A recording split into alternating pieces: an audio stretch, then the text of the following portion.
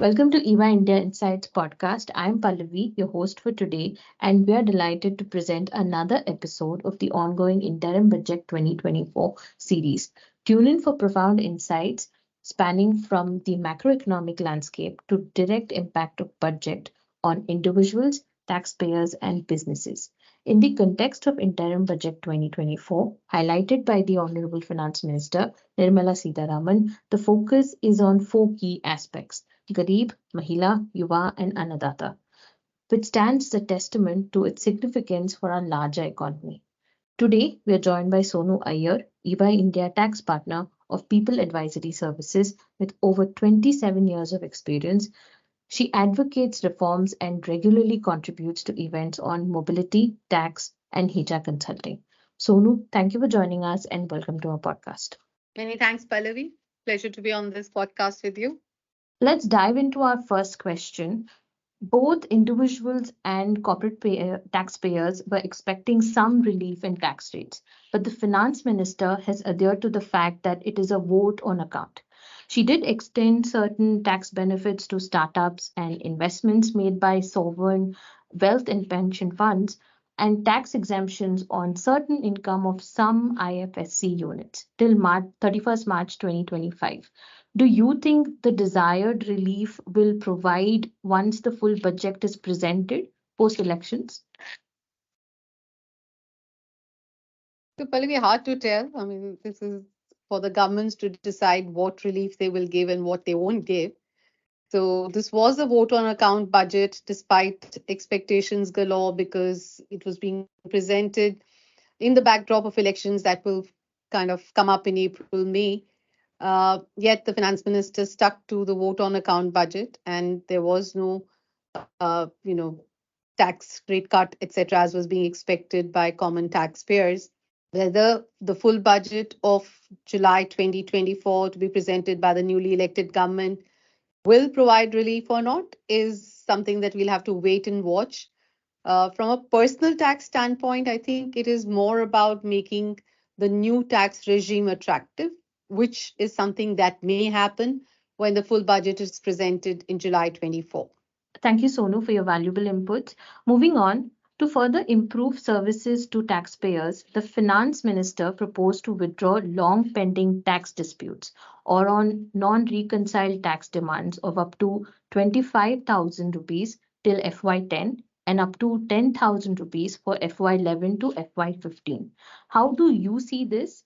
And will taxpayers look forward to more such reliefs in future? Well, it's a significant step towards addressing dispute resolution. So imagine you had these multiple cases that were stuck since, maybe many of them going back to 1962, as the finance minister alluded to her in her speech. And many of these taxpayers couldn't get their refunds of subsequent years because they had outstanding tax demands. Now, with this one time cleanup, I think it will free up a lot of time, a lot of unnecessary litigation will go away. So, a significant measure, and dispute resolution has been on the government's agenda of tax reforms. So, we've seen multiple interventions like, APAs, the Advanced Pricing Agreement, which came up for transfer pricing, Bureau of Advanced Ruling that was set up. So, dispute resolution clearly is a priority, and we will see many more such mechanisms set up in this roadmap for reducing dispute resolution and reducing tax disputes. So dispute resolution is a priority, as I said. Thank you, Sonu. India's direct tax collections have more than trebled in last 10 years. What steps can the government take to further enhance this? Also, what are the areas of improvement in taxpayer services? Okay, Pallavi, your question is really wide, and there are two different parts to it. What can government do to increase its booty of tax? And it's, as the finance minister noted, the tax collections have trebled, and I think they've done some excellent, measures, interventions using the triad of TDS, TCS, GST to be able to really ramp up the tax collections, and that's what the statistics are also suggesting. So I think we will see further enforcement and tightening of these various laws to ensure that we are much more formalization of economy, much more formalization of transactions that are undertaken by taxpayers, so that we are able to bring in and step up further the tax collection. In terms of taxpayer services now, it's like asking for the moon. The taxpayer will always want ease of compliance, no disputes, clarity of tax provisions, so the work can happen on multiple facets.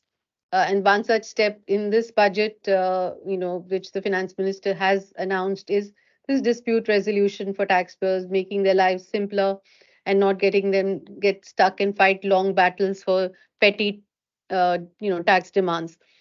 The other is in terms of how appeals and assessments are settled. We have a lot of pending appeals at commissioner appeals level that need to be settled. So maybe interventions along the way to expedite disposal of these appeals would be helpful, from a taxpayer standpoint. Thank you, Sonu. Lastly, given the differences between the two tax regimes, are there ways in which the new tax regime can be made more attractive? See, as far as if you look at the genesis of the new tax regime, the government ventured onto the new tax regime by shaving off all deductions and bringing in lower tax rates. They didn't find many takers when they introduced it in its first version. In the subsequent versions, the government has tried to make the new tax regime attractive by widening the slabs, lowering the tax rates, in fact, bringing in standard deduction also to make it more attractive and comparable with the old tax regime. However, we find we still have to get the data for how many people would have moved to the new tax regime after it was made after it was made the default tax regime over the old tax regime. So we'll have to wait and watch for that. But I think the path towards new tax regime is fairly clear. The government will do its best by measures of enforcement to ensure that deductions that are being claimed in the old tax regime, for which people want to continue with old tax regime, are genuinely claimed.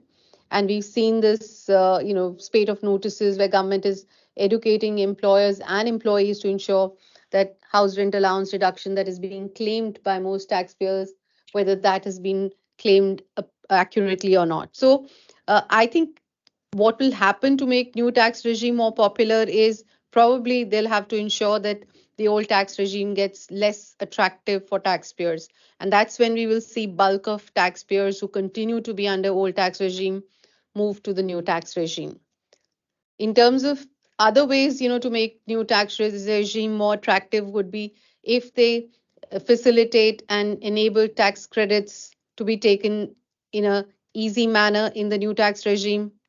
That would make it much more attractive versus old tax regime where you have cumbersome documentation to claim tax credits. The Thank other you way so they much. could also think of streamlining and making the new tax regime more attractive is to allow offset of TCS that is being currently collected on remittances for sent overseas to be offset against tax due at the withholding stage itself. That will make the new tax regime much more attractive. So it will basically have to, as I said, do measures which make the old tax regime less attractive and more beneficial for a taxpayer to be under the new tax regime. Does that answer your question? Yes, Sonu. Thank you for joining us today and sharing such valuable inputs to all our listeners. Gives us a brief idea on the new interim budget 2024. Thank you. Many thanks, Pallavi. My pleasure to be with you on this podcast. Have a great day ahead. Thank you. On that note, we come to end of this episode. Thank you to all our listeners for joining us in this insightful discussion. Stay tuned for the next podcast. Until then, if you would like us to cover any specific topic for the discussion, please feel free to share it with us on our website or markets.eyindia@in.ey.com. From all of us at EY India, thanks for tuning in and goodbye.